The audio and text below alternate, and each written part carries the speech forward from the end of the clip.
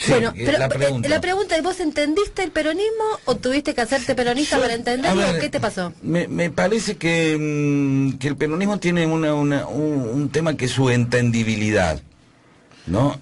Y creo que es difícil muchas veces tratar de entenderlo desde los parámetros que el peronismo precisamente viene a romper, ¿sí? O que viene a instaurar. O sea, si uno quiere con esa cabeza, digamos, cientológica, burguesa, científica, cientista, tratar de derecha, izquierda europea, tratar de analizar el fenómeno, no lo puede entender. Entonces, ahí aparece algo que es interesante, que creo que les pasa a los uruguayos, que tienen el Frente Amplio, que es bastante complejo también, no es nada fácil, porque dice, che, pero este es izquierdista. No, bueno, este es Tupamaro, el otro es comunista, el otro es artiguista. Digo, ustedes también tienen un quilombo, digo, ¿no? Después vienen que no entienden el peronismo. Bastante hay que entender esto, con todo respeto a los amigos uruguayos, que existe Uruguay, digamos, ¿no? Ya es difícil, pero bueno. Y la uruguayidad. La uruguayidad, sí, esa excepcionalidad. Pero entonces, me parece que una de las maneras, el peronismo carga con esa idea de que no se entiende. Y como no se entiende, no tiene validez. Es decir, como uno no lo puede explicar en términos, en los términos racionales que se le exige, no pasa la prueba de poder ser explicado según la academia. El tamiz epistemológico, digamos, del peronismo no atraviesa... El quilombo en el que no metiste. Sí, claro. El quilombo en el que no metiste. No atraviesa, digo, no permea en la sociedad intelectual. Digamos. Claro, y ahí es desprecio aquello que no... Como no lo entiendo, lo desprecio. O no lo valido, simplemente porque no lo entiendo. Pero creo que también la idea de no entenderlo no deja de ser un subterfugio para no aceptarlo.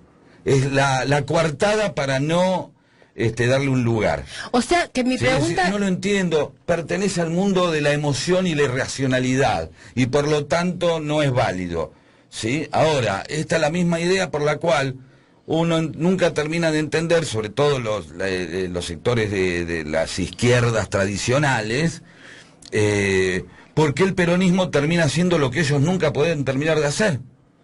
Es decir, porque qué es lo que tiene, qué vitalidad, qué fuerza, qué ímpetu tiene para lograr hacer todas las leyes y reformas, y las reformas que no pueden hacer ellos. Beneficios para otros sectores que nunca los vieron. Bueno, exactamente. Y las derechas tradicionales que dicen que desprecian al peronismo porque es un movimiento ágrafo. Claro. ¿No es cierto? Digo, es el típico caso de las derechas instituidas, digamos, ¿no? El mitrismo dice, bueno, el peronismo es un movimiento ágrafo y terminan gobernando con Macri. Claro, bueno. Sí, ahí viene todo el malentendido ese por lo cual el peronismo se supone que es el lugar donde se deposita todo lo emocional y lo salvaje y la barbarie, cuando después los gobiernos que más escuelas hicieron, que más apoyo le dieron a la ciencia, que más, con errores y con aciertos, el que más intentos de darle industria y una tecnología propia. Sin embargo, a veces el mismo peronista toma la idea de lo que se dice de él.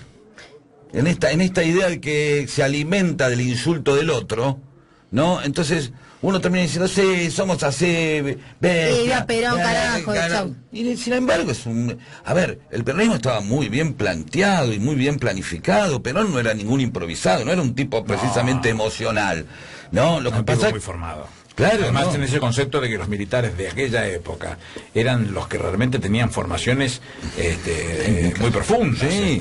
Perón en el 34 escribió un diccionario español araucano, tipos... era docente aparte, sí, ¿no? Sí, no nos vemos y ahí debería haber mucho en ese Perón docente.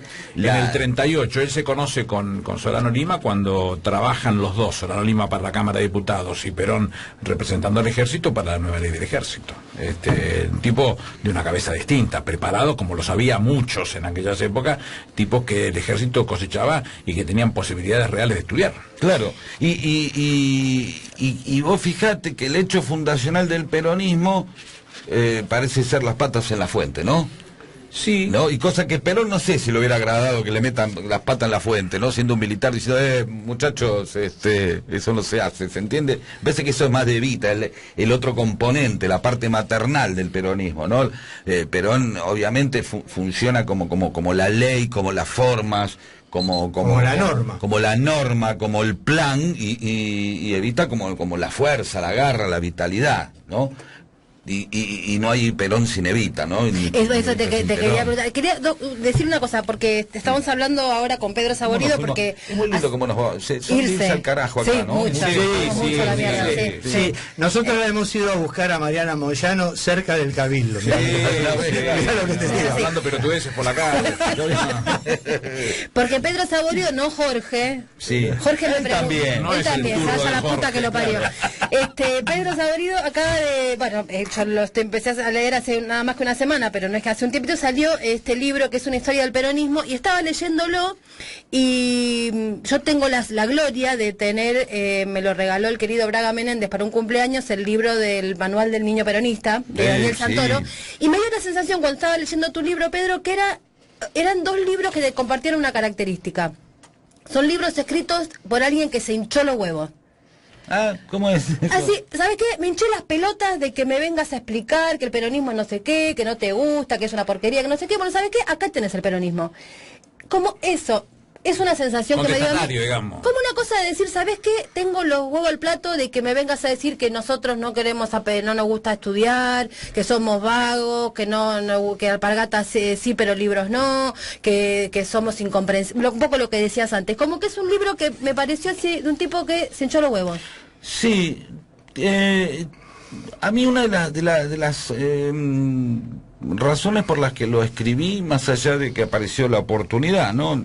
En ese sentido no voy a negarlo, es la cantidad. Una vez me asomo a una librería y apenas gana Macri, ¿no? Y había una colección de libros antiperonistas, el de Gambini estaba ahí como...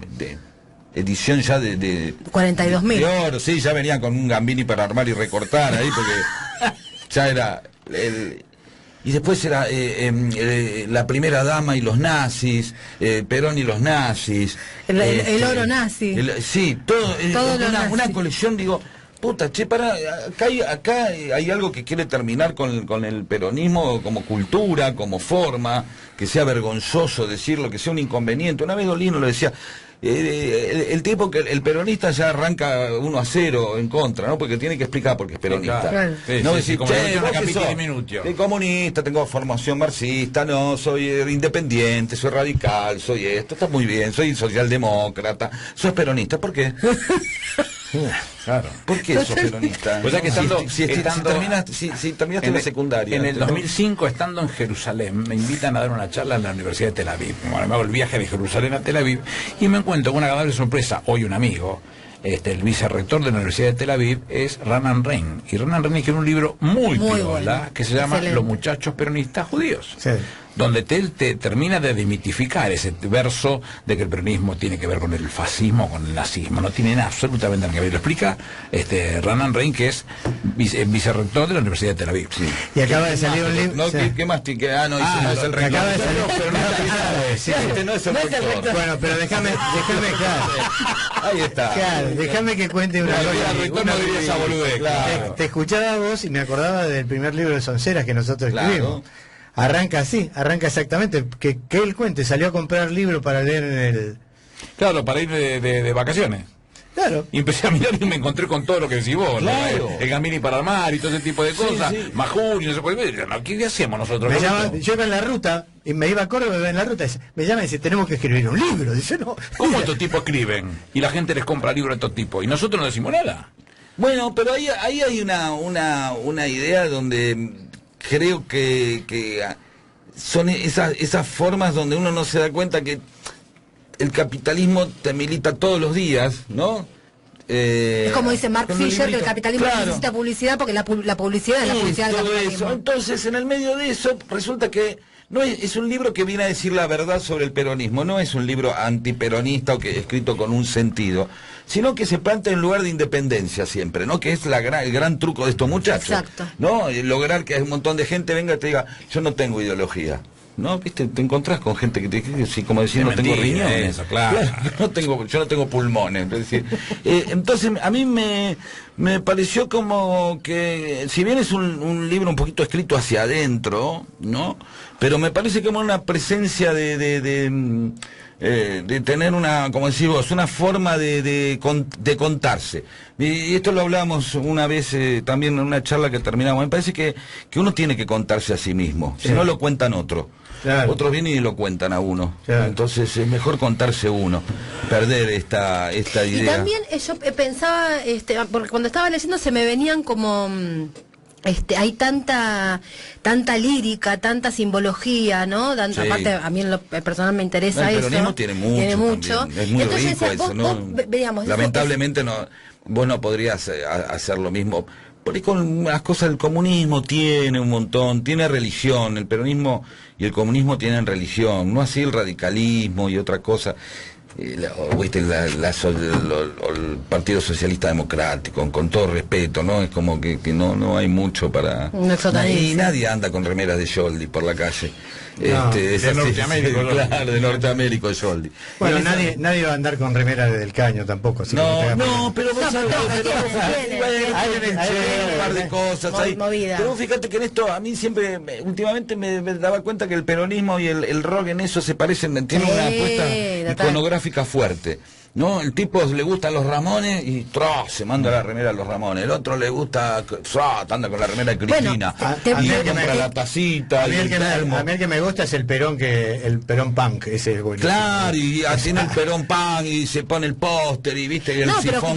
Pero lo que estás diciendo es empíricamente comprobable, además en un día en particular, el 25 de mayo del 2005, que fue el aniversario de la asunción de Néstor Kirchner, que se hizo un show, un recital, qué sé yo, en Plaza de Mayo, y adelante de todo veníamos de una época, no es que los pibes estaban re contentos con un peronista de gobierno, veníamos de una época más bien tirando a bronca, era todo, digamos, veníamos de 2001, 2002, bueno, y se armó adelante un grupo de pibes que venían con, me acuerdo de la bandera, una bandera grande de la Venceremos, que era una agrupación estudiantil, juvenil, con mucha movida en ese momento, mucha movida que iba a los recitales, la renga, mucho ese matrimonio, digamos.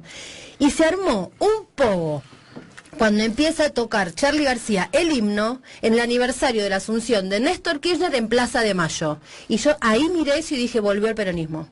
Bueno, cuando vi esa escena. O sea, que lo que está diciendo es una escena peronista, ¿no?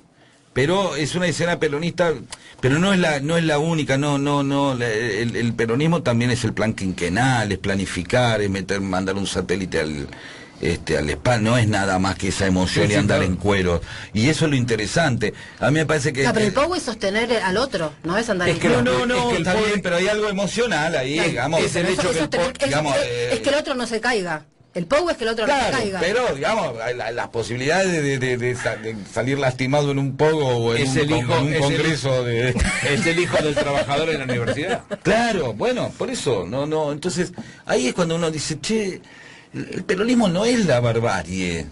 Por supuesto. El peronismo es la civilización incorporando y fundiéndose con lo que el otro dice que es la barbarie. ¿Entendés? El peronismo no es la civilización pisando a lo que se le dice barbarie, sino es incorporándola. Y es más, tiene mucho más ánimos educativos y pedagógicos el peronismo, ¿no? Que un montón de gente que básicamente lo que le interesa es que no se eduquen precisamente. Es decir, el peronismo estaba dispuesto a fomentar muchas más personas con sentido crítico hacia sí mismo. Porque el tipo que se educa tiene un sentido crítico. Claro. Entonces, ahí aparece incluso la gran paradoja que aparece muchas veces en lo económico, que es que el peronismo termina formando gente, la hace ascender socialmente y después le vota en contra, ¿no? Como dicen que ha pasado incluso en otros lugares. Y ese es el riesgo, esa es la generosidad. No es, como dice, el peronismo se mantiene tratando de mantener pobre, al contrario. Esa es la generosidad del peronismo, que se pone en riesgo ofreciendo educación y bienestar económico a todos. O sea que vos, volviendo a lo que te preguntaba al principio, hiciste porque lo que estás haciendo es estás hablando como una persona entendió el peronismo, además de serlo. Yo, a ver, hay una cosa que decía Dolina que uno llega en forma racional. Yo tengo algo que me pasó con mi viejo. Mi viejo y mi abuelo eran socialistas que se hicieron peronistas, ¿no? Cuando llegó el peronismo, el socialismo se escindió. Todos se acuerdan de Norteamérico Yoldi, pero un montón de socialistas claro. Se fueron. De hecho, el peronismo de algo se formó. El radicalismo, mucho. ¿No? Muchísimo el radicalismo, conservadores populares. Y entonces, yo digo que siempre hay algo que mi viejo era un peronista que había sido socialista. Y algo de eso me terminó dejando a mí. Fíjate que por eso la idea del pogo es muy interesante. Creo que mi viejo en el pogo hubiera estado, pero no en el medio. En el Perón del 46 te encontrás con Ángel Gabriel Borlengui, ministro del Interior, que viene del socialismo santafesino, sindicato empleado de comercio, y te encontrás con el Tuco Paso, Jerónimo Remolino, que venía a ser secretario de Julio Argentino Roca Hijo cuando se firmó el pacto de Roca-Runzi. Te encontrás con todo. Claro, porque es un hecho nuevo que convoca un montón de gente. Digamos, en sí el peronismo era transversal. Sí, claro. Porque era nuevo, no había otra cosa. Entonces el peronismo está hecho de gente que no lo era, y hoy mismo, ¿quién puede decir quién es el peronista patrón? El peronista que pueden tener la unidad ahí en el centro de unidad de pesos y medidas, que está en Francia, ¿no? Tiene el metro patrón, el kilo patrón, un peronista o un peronista patrón. Quiero corregirte, que pues eso ha variado. El otro día dije lo mismo que vos. Y me dijo, no, papá, eso ya no, ahora no hay una suma, es una ecuación de pesos y medidas y cosas que determina qué es el metro.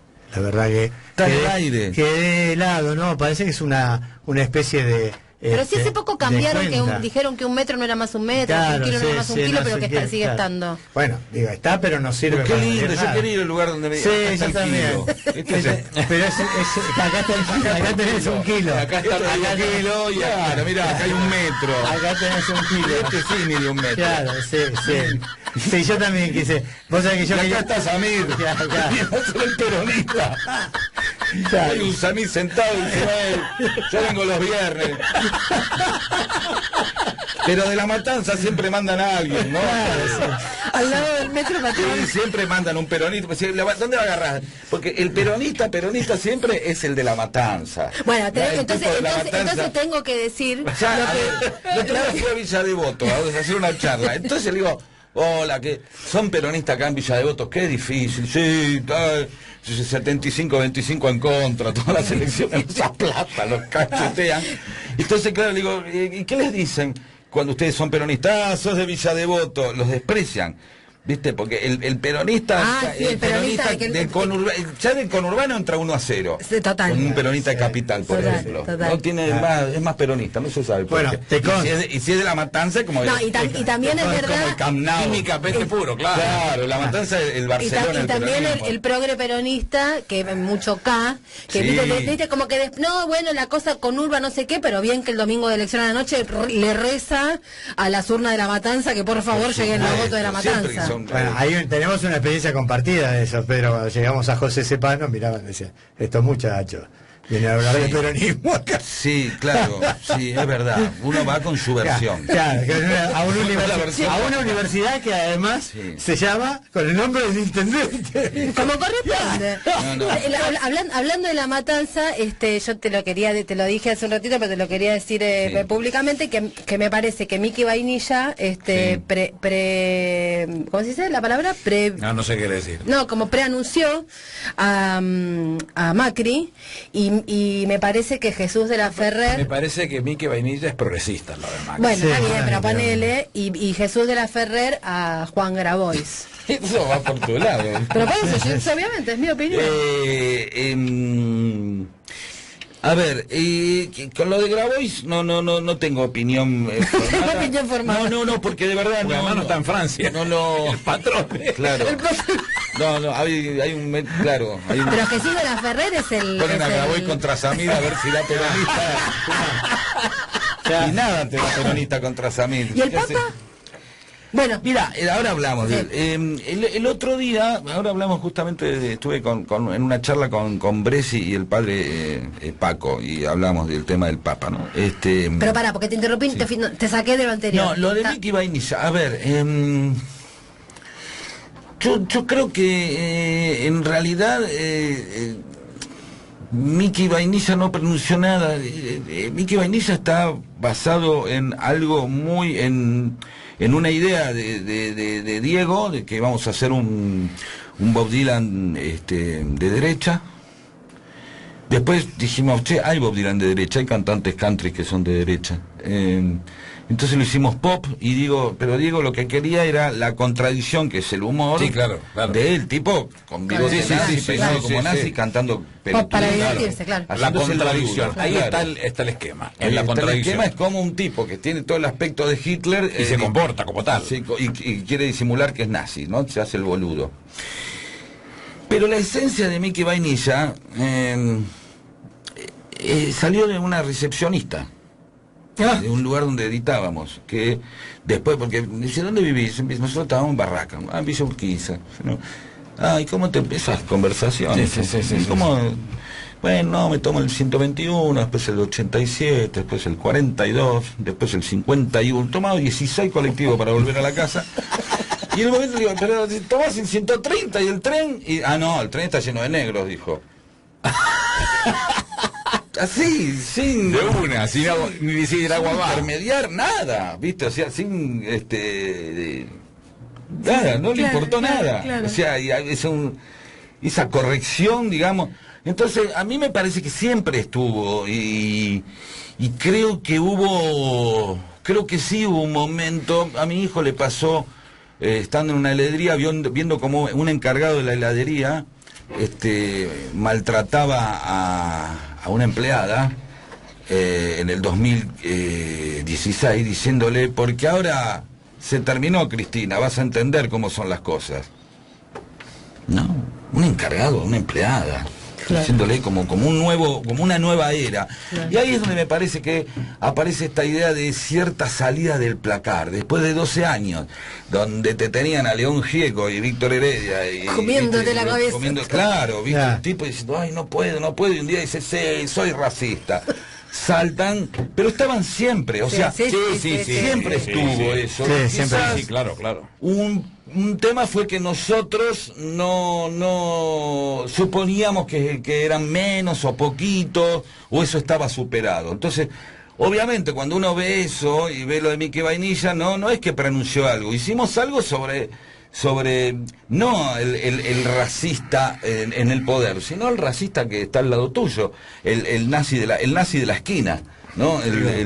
Bueno, pero ahora hablando muy en serio, me parece que parte del problema fue justamente pensar que eso estaba o terminado o acabado, que nadie más iba a venir a volver a negar los desaparecidos o todo eso. Claro, pero lo que quiero decir es que ese es el programa, digamos, que ustedes hacían, bueno, que está todavía, me parece que era el poquito lugar que había de drenaje. Siempre hay que dejar que algo por algún lugar drene, y me parece que tendría que haber habido más de eso para que drenara, porque si no se encapsula y cuando tiene permiso explota, y es que soy racista, sí que y me parece que hubo un lugar ahí donde hubo una mala observación del fenómeno de la incorrección política. Claro. Sino como que la incorrección política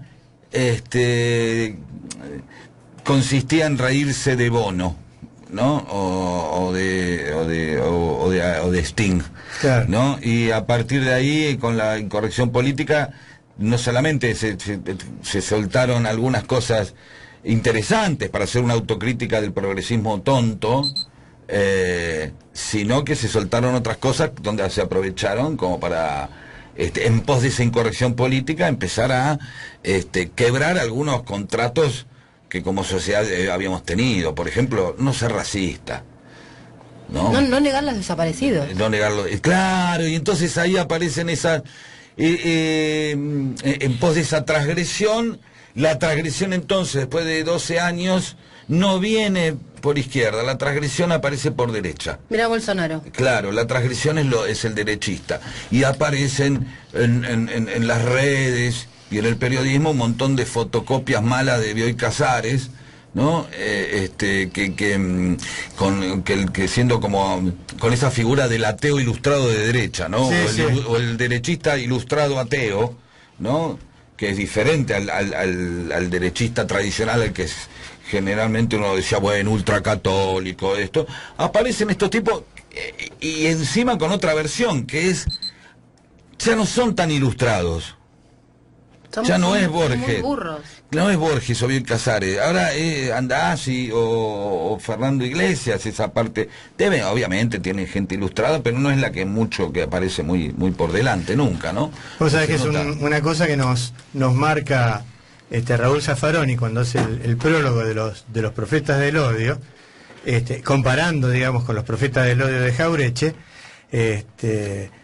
Dice que Jauretche era un escritor pirandeliano, ¿no? Pero porque tenía personajes, digamos, con los cuales confrontar. Dice que nosotros, la verdad, que Fernández y Caramelo, dice, sus personajes tienen un extremo patetismo. Claro.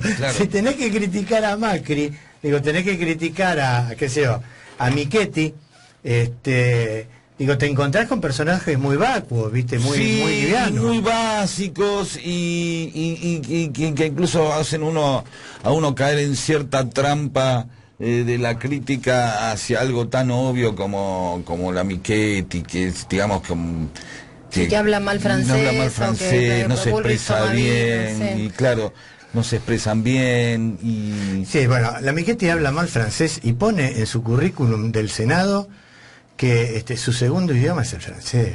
Digo, son patéticos, no solamente, digamos... Igual viendo cómo habla castellano, creo que está bien que lo considere así, ¿no? Sí, está bien, pero, es cierto. Pero es verdad que aparece, lo que decís vos, aparece un montón de méritos que deben estar más ligados a lo empresarial, ¿no? Al mérito de hacer guita. Sí, ¿no? Pero además, digo, es como que necesitan inflar una cosa que no son, digo, ¿no? Están todo el tiempo, digo, la idea de que Macri esté todo el tiempo diciendo que hay que estudiar ingeniería porque lo que se necesita para adelante son ingenieros, digo, expresando él, que es ingeniero, digo, lo que expresa, la verdad que a mí me resulta realmente patético. Sí, y en ese costado, un poco hablando de lo de Mickey Vainilla, aparece esta sensación de que finalmente no importa no importa ser bruto, no importa ser hay un triunfo de la ignorancia y la animalidad, ¿no? No importa. Claro, sí, hay como un triunfo de eso, sí. ¿No? ¿Y te pasa, Pedro, por ejemplo, que cuando el heladero tenía que tratar bien a su empleada, porque le metían Víctor Heredia y León Gieco hasta por la nariz, sentías como una especie de posibilidad de humor? Y ahora cuando este tipo maltrata a la empleada y se niegan los desaparecidos, ¿otro tipo de humor o no? No, a mí me parece que ambas épocas dependen de la mirada, cambian los temas porque cambia el contexto y aparecen otras urgencias. Entonces, sí, a nosotros en un momento nos apareció como una especie de, no sé si bronca o catarsis, que como no queríamos que aparezca dibujada como antimacrista o hablar, porque no hablamos generalmente, nunca hablan de personajes, de personas, digamos. Ni siquiera en los diarios aparece algo como hacer un programa comunista directamente, ¿no? Los ciclos a partir de Macri para acá hablan desde el marxismo más cuadrado y hablan en contra del capitalismo y dan al capitalismo como una fatalidad que está cubriendo toda Latinoamérica, que es verdad aparte, ¿no? Sí. Aparte, pero entonces son cosas distintas, pero aparecen los pordioseos, aparecen distintas cosas, pero no me parece a mí que como decís vos, que cambiaron mucho los humores. Creo que todavía básicamente socialmente somos lo mismo con distintas preponderancias. No siento que hayamos cambiado mucho desde lo que por lo menos se vivía en el 2011, 2012. Ahora siento todavía esa sociedad en tensión, en discusión. Creo que todavía el hecho de que les vaya a los muchachos como le está yendo hace que la discusión siga. O sea, arrancamos pensando que se quedaban 20 años. Sí. Ahora llegan a diciembre por una especie de abuso de la institucionalidad, ¿no? Diciendo, bueno, che, hay que llegar con elecciones, como corresponde. Justamente yo quería ir a otro capítulo del libro de Pedro Saborido, que es el más molesto para el público nuestro de esta radio. No para otro, y por eso lo traigo a cuenta, porque ya que te podemos molestar, porque podemos molestar porque se fue Aníbal Fernández. Ahora llama y te reconviene al aire. Porque dice Pedro, el pizarrón del traidor. Dice, ponga atención que le voy a explicar. En el peronismo se le da mucha importancia a la lealtad, ¿no? Entonces fíjese lo que pasa. Locatones se para frente al pizarrón y anota. 1. En el peronismo se valora muchísimo la lealtad. 2. No hay traición sin lealtad. 3. La lealtad es la materia prima de la traición. 4. Más lealtad se espera, más posibilidades de traición hay. Luego comenta, esto nos marca dentro del peronismo una característica, sobreabundancia de traidores. Más que en otros sectores políticos, no creo. Solo que ser tildado de traidor en el peronismo es algo muy fácil. Entonces hay que ver cuáles de los traidores no lo son, cuáles lo son de una forma leve y cuáles son auténticos traidores, hijos de remil puta. Es menester diferenciar, ¿saben por qué? Ahora anotan el pizarrón, porque para ganar también necesitamos a los traidores. ¿Entienden? Necesitamos separar traidores perdonables de los imperdonables. ¿Me explico? A eso me dedico yo. Y bueno, un personaje que es sommelier de traidores. Sommelier de traidores, claro. A eso lo llaman porque en un momento obviamente y ocurre esto. Y esos son parte de los sapos o que decía Juan.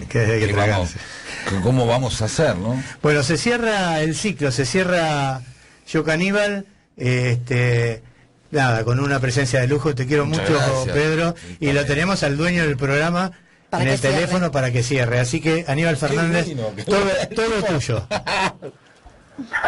Dueño, no. A ver, ¿qué quisimos hacer nosotros con Mariana y con Carlitos Carmelo? Quisimos hacer un programa distinto, un programa cual se pudiera hablar como si fuese una charla de la política y no específicamente como si fuéramos periodistas rigurosísimos tratando de sacarle al entrevistado sabe Dios qué cosa. Nuestro objetivo es que se hable de política y que se puedan decir las cosas como se sienten, con un idioma muy llano, con un idioma muy simple, y teniendo la oportunidad, teniendo tipos lúcidos como el caso de Pedro Saborido, como pasó con Madelupi, como pasó con tantos compañeros que se han acercado, Carlitos Tomada, Teresa García, que siempre están dispuestos, la viejita Bonafini, que siempre nos hace la gamba, y tuvimos una charla lindísima hablando de cualquier cosa menos de la lucha, que es lo que hace todos los días y que se pueda expresar de esa manera. Así lo sentimos y creemos, bueno, de alguna manera hemos cumplido. Ojalá pudiéramos seguirlo pensando de la misma manera y con toda seguridad nos vamos a encontrar el año que viene ya con el mismo programa de Caníbal, pero con nuevas ideas para seguir charlando de la política, que en definitiva es lo que nos gusta a nosotros y lo que le sirve a los argentinos. Bueno, querido, nos vamos a ver antes del fin de año nosotros, pero cerramos acá. Un abrazo grande, ¿eh? Abrazo grande para todos. Aníbal, expliquemos, tuvo que irse a una situación muy importante, por eso no es que hizo una... Se levantó tan importante como para dejarme a mí. En este caso. Sí, cobra por esa situación. Claro. ¿Vos trajiste plata? No. Entonces por eso se tuvo que ir, porque lo que se tuvo que ir a buscar plata. Perfecto. Pedro, nos queda un minuto y cerramos el ciclo de Yo Caníbal por este año. Así que me gustaría que... Yo soy mucho Lula tuya, por eso te hice una mala entrevista porque me pongo nerviosa. Porque me parece olvídate, así como una persona... Las personas tan brillantes me ponen nerviosa. Entonces me gustaría que darte este minuto, me parece que Carlos va a estar de acuerdo con esto. Sí, te pido que cuando brilles vengas a la noche a casa así bajo el... Claro, no, ¿qué más uno puede decir en 6 segundos? nada, persistir, razonar y anticiparse a dónde vamos a tener que ir, porque la discusión, aunque no nos parezca mentira lo que decía Juan, parece que no pasa solamente por lo económico, parece que no pasa por garantizar todo eso que Macri dijo y que no le garantizó, y aún así siguen. Entonces, evidentemente hay alguna discusión que nosotros me parece que tenemos que anticiparnos a dar, y no va a alcanzar con esperar que la gente se indigne porque subió el chinar, o los fichines de Sacoa y salgan a la calle, ¿no? Sino que precisamente va a haber que salir a charlar y discutir y pensar otra cosa, y para eso es pensarnos a nosotros también, ¿no? Y mirarnos a nosotros también, no simplemente quedarnos indignados, y colaborar en que jóvenes como Juan no estén todo el tiempo escuchando esto ya pasó, esto es lo normal, sino esa ingenuidad que tiene él es la que hace progresar al mundo, no ni la resignación, ni el nihilismo, ni el conformismo. El optimismo y la ingenuidad es lo que hace avanzar al mundo. El nihilismo y el cinismo son conservadores, sí, porque siempre terminan otorgando el triunfo de aquello que no deseamos. Un maestro, vayan y lean una historia del peronismo. Sí, compren ese libro. Yo ya me cansé de regalarlo. Ahora tengo un cumpleaños nuevo, dije, porque me hace bien además. Bueno, es un libro que hace bien, efectivamente, sí, hace bien. Sí. Así que gracias, Pedro. Gracias, Pedro, muchas gracias, Carlos. Que viene, gracias, cada Mariana. tanto me gustaría hacer alguna perlita. Sí, lo vamos a hacer. Vamos a hacer una vez. Graba, Mariana. Chiquitito. A ver, vamos así. Anunciamos. Cada 2019 en Show Caníbal. Cada tanto. Con la presencia estelar del invitado permanente, claro, un invitado Pedro Saborido. Listo. Estimados, muchas gracias. Ahora llega, ahí está Andrea Recupero con todo el equipete.